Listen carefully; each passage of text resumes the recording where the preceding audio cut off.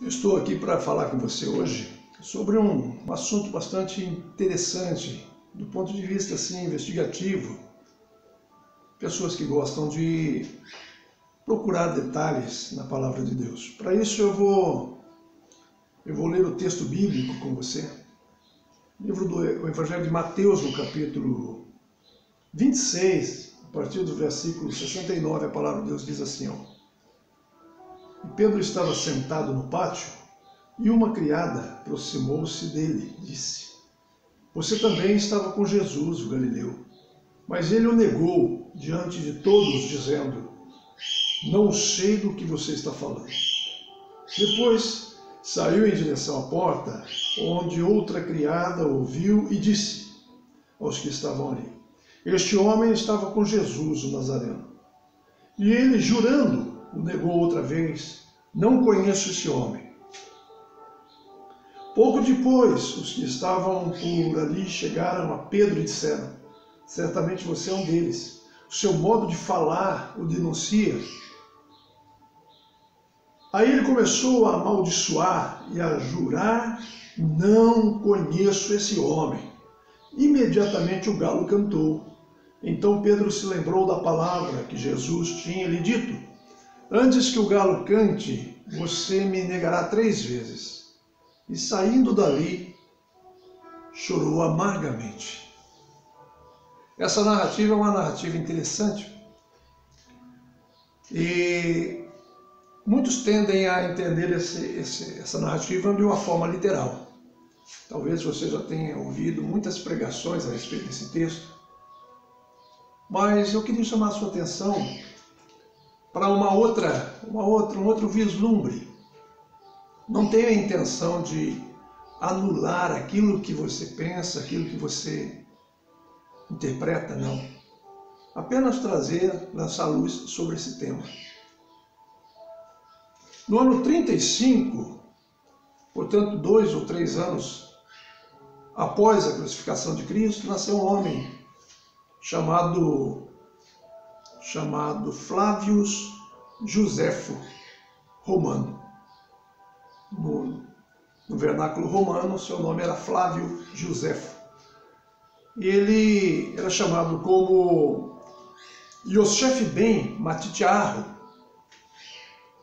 em hebraico. E quando ele teve o privilégio de ganhar a cidadania romana, ele foi-lhe mudado o nome e passou a chamar Tito Flávio Josefus. Para nós, ele é o Flávio Josefo, um historiador, apologista judaico romano na época, praticamente quase que contemporâneo à vivência de Cristo aqui na Terra. E o Flávio Josefo, ele nos lança a luz sobre esse tema de uma forma um pouco diferente. Ele diz que naquela época, naquele período, havia uma proibição de se criar aves ali no centro de Jerusalém. Por questão de higiene, era uma cidade muito concorrida, era uma cidade muito buscada pelas festas judaicas. Então, por questão de higiene, era proibido criar aves ali. Pastor, mas então como é que pode se justificar um galo cantar no meio da noite? Havia a alguns metros, a uma proximidade bastante significativa, da casa de Caifás, de Anás, que moravam ali num palácio na cidade, havia pode-se dizer assim, um batalhão de soldados, um batalhão de soldados romanos. E também havia um toque de corneta. O primeiro chamado da madrugada era um toque de corneta chamado o canto do galo. Então, Flávio Josefo coloca como uma possibilidade que o canto do galo não tenha sido o canto de uma ave nas proximidades da casa onde estava Jesus sendo interrogado ali, onde Pedro o negou. E sim o toque da corneta do soldado o primeiro toque da manhã, que era chamado também de canto do galo.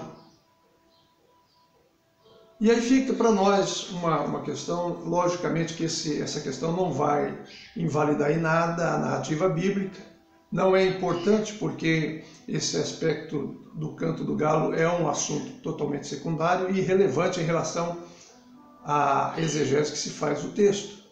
É apenas um detalhe que eu estou trazendo nesse vídeo para você, quem sabe orientar você na busca,